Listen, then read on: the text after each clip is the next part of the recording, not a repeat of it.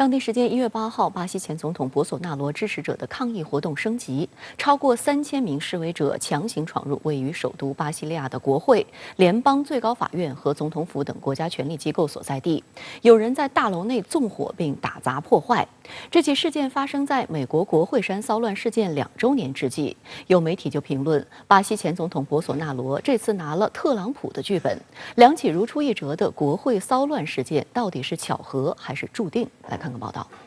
巴西是中国全面战略伙伴，中方支持巴政府为平息事态、恢复社会秩序和维护国家稳定所采取的措施。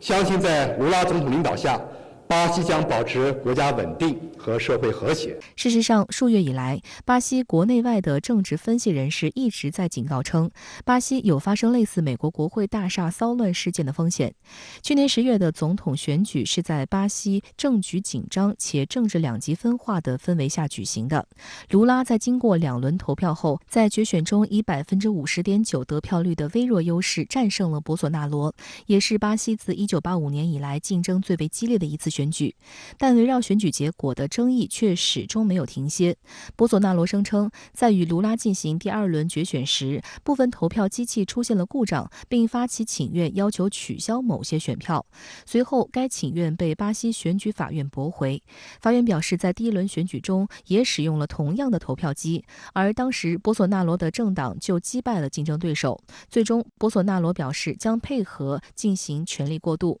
但他本人始终没有明确承认选举失败，还拒绝出席卢拉的总统就职典礼交接总统绶带。这是巴西结束1965年至1985年的军事独裁统治以来，首次出现新上任的总统未能从前任总统那里获得这条黄绿相间的总统绶带的情况。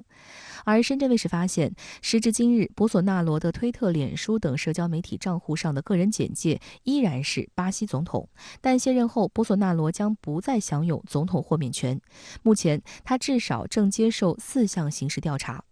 不过，在卸任前2天，博索纳罗就搭乘空军军机前往美国佛罗里达州，暂时避开了巴西检方可能采取的秋后算账。美国众议院外交事务委员会成员华金·卡斯特罗表示，博索纳罗完全就是按照特朗普的剧本在表演。Well, Bolsonaro was an authoritarian leader, and I stand with the democratically elected leadership in Brazil. And he basically used the Trump playbook to inspire domestic terrorists to try to take over the government. And you're right, it looks a lot like January 6th in the United States. And right now, Bolsonaro is in Florida, and he's actually very close to Donald Trump. He should be extradited to Brazil. In fact, he's a dangerous man. 地理条件离美国很近，所以美洲国家受到美国的巨大影响是不言而喻的。那么特朗普的剧本其实是投机分子的剧本，那这个当然一时顺应了人性里面某些傲慢和惰性的成分，但是它毕竟是一种破坏性的力量。美国的学者讲，权力有3张面孔：赢得冲突、限制选项、塑造常态。因为拉美的大国比如巴西，它在提出某些政治经济议程的方面，它会有自己独立的见解，它不会每次都跟着美国的议题去走。现在这个阶段，美国最着力经营的其实是塑造常态，甚至会把美国国内政治的某些特定状态作为一种武器，去直接塑造拉美国家。这样做既是把拉美美国化，也是对拉美在具体问题上进行奖惩。应该说，这是美国向拉美国家植入本国权力的一种隐蔽方式。相关话题来连线特约评论员刘和平。刘先生您好。对于前总统博索纳罗的部分支持者闯入巴西国会、联邦最高法院和总统府，并与军警发生冲突一事，您是如何看？在此前的评论中，我曾经说过，刚刚结束的这次巴西总统大选，无论是从形式还是实质上，几乎都是2年以前美国总统大选的复制与重演。从实质上来看，这2个国家大选都是左右两派的互不信任与相互厮杀。从形式上来看，卢拉跟拜登一样，都是在挑战现任右翼总统的执政地位，其中拜登挑战的是特朗普，卢拉挑战的是博索纳罗。而且更加让人瞠目结舌的是，被号称为热带特朗普的博索纳罗，在其执政方式以及为人处事上，几乎都跟特朗普是一个模子里面倒出来的。他们都指责对手通过电子投票系统操纵了选举结果，并认为巴西的最高法院对此处理不公。当然了，更加让人唏嘘的是，最终这两个国家的左右之争都演变成了严重的群体性骚乱事件。而在我看来，这种现象绝非偶然，它意味着由特朗普挑起的美国极右风潮正在向其他国家扩散与蔓延。大家知道，此前在广义的西方国家内部兴风作浪的主要是左翼势力，而最近这些年来，局面似乎是翻转过来了。无论是被号称为全世界民主灯塔的美国，还是西方意识形态与价值观念的发源地欧洲，还是以巴西为首的南美洲，都出现了一股极右思潮与极右运动。而且极右势力为了自己的政治诉求，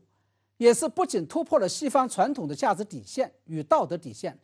而且也突破了社会公平正义的最后一道防线，也就是法律的底线。这显然是西方民主国家的共同警讯。那么，对于相当多的国家纷纷发表声明谴责发生在巴西的国会山骚乱事件，并表达对巴西总统卢拉的支持一事，您又是如何看？非常有意思的是，这些谴责巴西版国会山骚乱事件最为积极、措辞最为激烈的国家，都跟巴西一样存在着同病相怜的情况，也就是国内同样面临着极右翼势力冒起，并因此而挑战了本国的价值、法律与秩序的问题。比如，包括墨西哥与智利在内的几乎所有中美洲与南美洲国家都谴责了这件事情。智利总统博里奇甚至谴责巴西示威者是对民主的懦弱与卑鄙的进攻。这背后的原因就在于，不仅几乎所有的拉美国家都面临着极右翼势力兴起的问题，而且更为关键的是，巴西是南美洲的大国，也是拉美的定海神针。其他中南美洲国家谴责的是巴西极右势力的激进与非法言行，而作为委内瑞拉左翼势力代表的他，不仅不认同巴西极右翼的激进行动，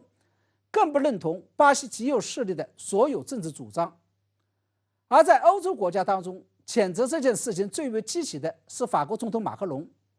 因为法国这些年来也是饱受勒庞领导的极右翼运动之苦。在这些谴责声中，表现最为激进的，这是来自于美国的拜登政府。很显然，拜登正在借这件事情指桑骂槐，勾起选民对美国极右翼势力的恐惧与憎恨，